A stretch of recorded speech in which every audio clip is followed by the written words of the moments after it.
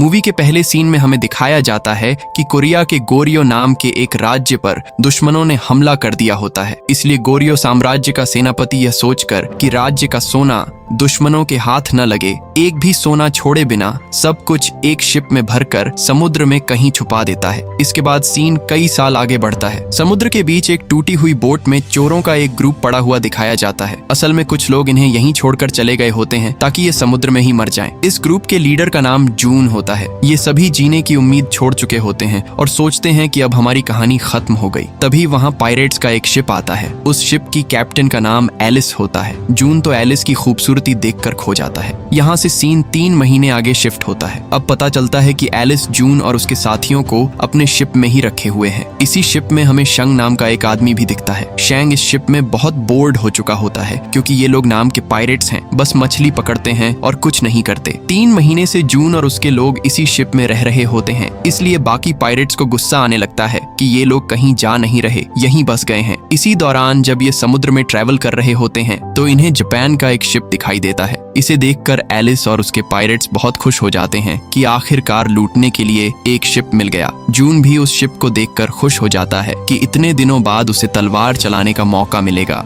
वह एक अच्छा फाइटर होता है, लेकिन वहाँ मौजूद पायरेट्स उसकी बात पर भरोसा नहीं करते और उसे मजाक समझकर चिढ़ाने लगते हैं। ठीक है, ऐसा कहकर ये सब जापान के शिप के पास आते हैं उसे लूट करने के लिए। मैं पहले जाता हूँ कहकर जून आगे बढ़ जाता है, लेकिन फिर उसे पता चलता है कि उसके पास कोई वेपन ही नहीं है। इससे वहाँ के लोग जून पर अटैक करने लगते हैं। तभी एलिस भी उस जापान के शिप के अंदर आकर वहाँ के लोगों से फाइट करना शुरू कर देती है। एलिस कहती है चलो देखते हैं ये कैसा फाइटर है, और जून को एक तलवार देती है। जून बिना टाइम वेस्ट किए वहाँ के सैनिकों से लड़ना शुरू कर देता है। उसकी फाइटिंग देखकर एलिस और बाकी पायरेट सब शॉक हो जाते हैं। देखते ही देखते जून पलक झपकते ही वहाँ के सारे सैनिकों को हरा देता है। इसके बाद एलिस और उसके लोग उस शिप को अपने कब्जे में लेकर चेक करते हैं, लेकिन वहाँ उन्हें सिर्फ सूखी मछलियों के अलावा कुछ भी नहीं मिलता। अब क्या करें यह सोच ही रहे होते हैं कि उस जापान शिप का एक छोटा लड़का उठकर कहता है हम यहाँ सिर्फ खजाने को ढूंढने आए थे, प्लीज हमें छोड़ दो। खजाने का नाम सुनते ही सब अलर्ट हो जाते हैं। जब उससे पूछा जाता है कि खजाना कहाँ है तो वह एक मैप दिखाता है, लेकिन उस मैप को कोई पढ़ नहीं पाता। तब जून उसे पढ़कर बताता है कि यह गोरियो साम्राज्य के खोए हुए खजाने का मैप है। ये सुनते ही सब बहुत खुश हो जाते हैं क्योंकि यह खजाना पूरे समुद्र में बहुत फेमस होता है। उस मैप में एक हाथी का दांत भी बना होता है, लेकिन उसका मतलब किसी को समझ नहीं आता। जून एलिस से कहता है अगर हम इस खजाने को ढूंढ लें तो हमारी जिंदगी में कोई कमी नहीं रहेगी। एलिस थोड़ा सोचकर मान जाती है और कहती है कि सब तैयारी करो, हम मैप में बताई गई जगह पर जाएंगे। इसके बाद सभी पायरेट्स खुशी खुशी तैयारी करके एक आइलैंड की तरफ निकल पड़ते हैं क्योंकि मैप में लिखा होता है कि खजाना उसी आइलैंड पर है। काफी समय बाद वे सभी उस आइलैंड पर पहुंच जाते हैं। एलिस मैप को पढ़ने की बहुत कोशिश करती है, लेकिन उसे कुछ समझ नहीं आता। तब जून मैप लेकर कहता है अब से मैं लीडर हूँ, सबको मेरी बात माननी होगी। तभी वे देखते हैं कि उनकी तरफ एक जंगली भैंसा आ रहा है। जून खुश होकर कहता है इतने दिन मछली खाकर बोर हो गया था, आज इसे शिकार करूंगा, और तलवार लेकर आगे बढ़ता है। उसके पीछे कुछ लोग भी जाते हैं, लेकिन एलिस और बाकी लोग देखते हैं कि वहाँ सिर्फ एक नहीं बल्कि भैंसों का पूरा झुंड आ रहा है। वे जून को रोकने की कोशिश करते हैं, लेकिन वह नहीं मानता। फिर भैंसों का झुंड जून को उठाकर पहाड़ से नीचे गिरा देता है। यह देखकर सब दुखी हो जाते हैं और वहाँ से चले जाते हैं, लेकिन नीचे दिखाया जाता है कि जून अभी भी एक पेड़ की डाल पकड़कर लटका हुआ है। तभी उसे पास में एक हाथी का दांत दिखाई देता है। उधर जब सब जा रहे होते हैं तभी जून वापस ऊपर आ जाता है। उसे देखकर सब खुश हो जाते हैं। एलिस भी अंदर ही अंदर खुश होती है। तभी पता चलता है कि एलिस और जून एक दूसरे को पसंद करने लगे हैं। एलिस उस हाथी के दांत को लेकर कहती है कि अब उसे समझ आया कि मैप में यह क्यों था, असली मैप तो यही है और खजाने की लोकेशन इसी पर लिखी है। इसके बाद सभी उस दांत को लेकर वापस शिप जाने की तैयारी करते हैं। तभी एलिस जून और उसके साथियों से कहती है कि मैंने तुम्हें 3 महीने तक अपने शिप में रखा क्योंकि तुम समुद्र में भटक रहे थे, लेकिन अब मेरे शिप में सिर्फ पायरेट्स ही रहेंगे। अगर तुम हमारे साथ आना चाहते हो तो तुम्हें भी पायरेट बनना होगा। जून ये मानने से मना कर देता है और कहता है कि वह उनका गुलाम नहीं बनेगा, लेकिन उसके बाकी साथी एलिस की शर्त मान लेते हैं और उसके साथ शिप पर चले जाते हैं। इसलिए जून अकेला उस आइलैंड पर रह जाता है। इसके बाद अगले सीन में ली नाम के एक फाइटर को दिखाया जाता है जो बहुत ही डेंजरस होता है और तलवार चलाने में माहिर होता है। वह एक डाकू के पास जाकर उससे कहता है कि मैं गोरियो गोरियो साम्राज्य का राजा बनना चाहता हूँ। उसके लिए मुझे एक सेना की जरूरत है।